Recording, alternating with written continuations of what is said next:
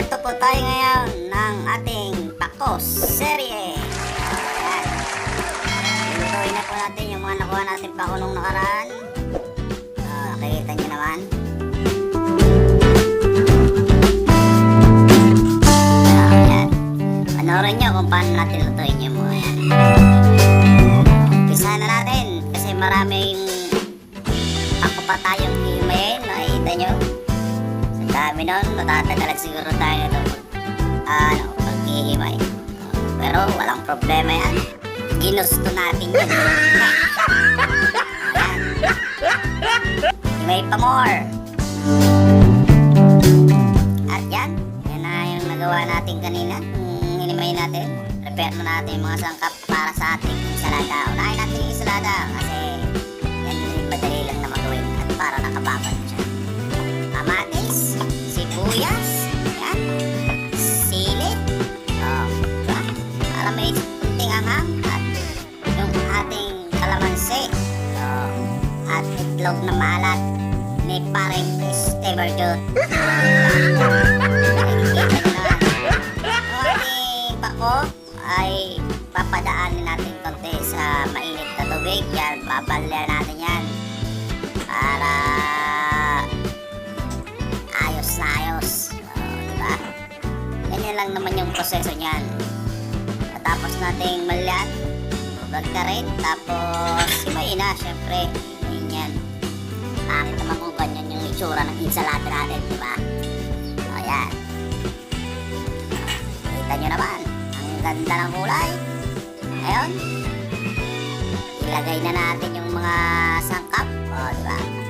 Pagsamasamahin lang yan dyan sa isang bowl. Tapos haluin, lagyan ng asin. Syempre, huwag niyong kakalimutan yun. Baka mamaya matabang yung salada natin. Mahirap na. Ayan, yung kalamansi juice. Haluin lang yan.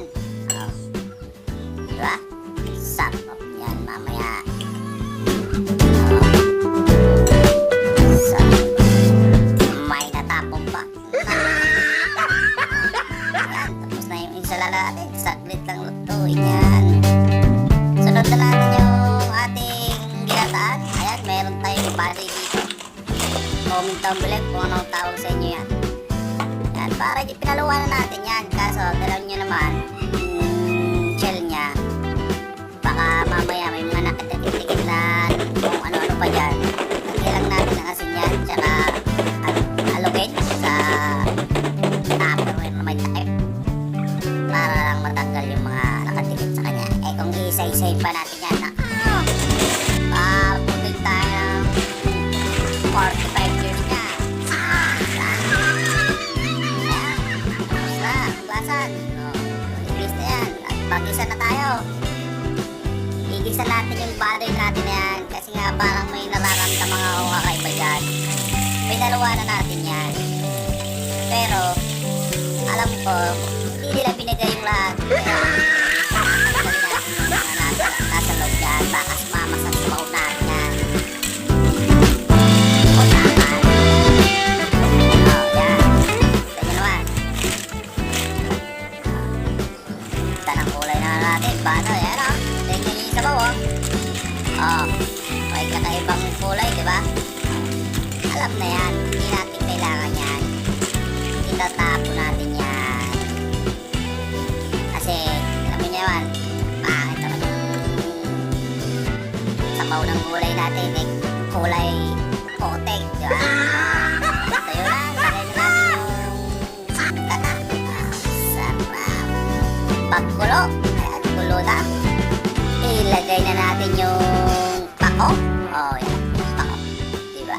Takpan yan mamaya. Hayaan natin bumaba. Kasi bababa at bababa yan. Diba? Bumaba na. Saka natin haluin. Yan. Antayin lang natin kumulo yan. Tapos, syempre, titimplay natin yan. Baka mamaya walang asin yan. O kaya matabang. Diba? Ngayon, matabang. Dagdagan ng asin. Kunting minuto lang yan. Kasi hindi naman natin kailangan lutuin yung matagal yan. Goods na yan. Yan na. Oh, di ba? Ganun! Yahoo! Ito na ang ating ginataan.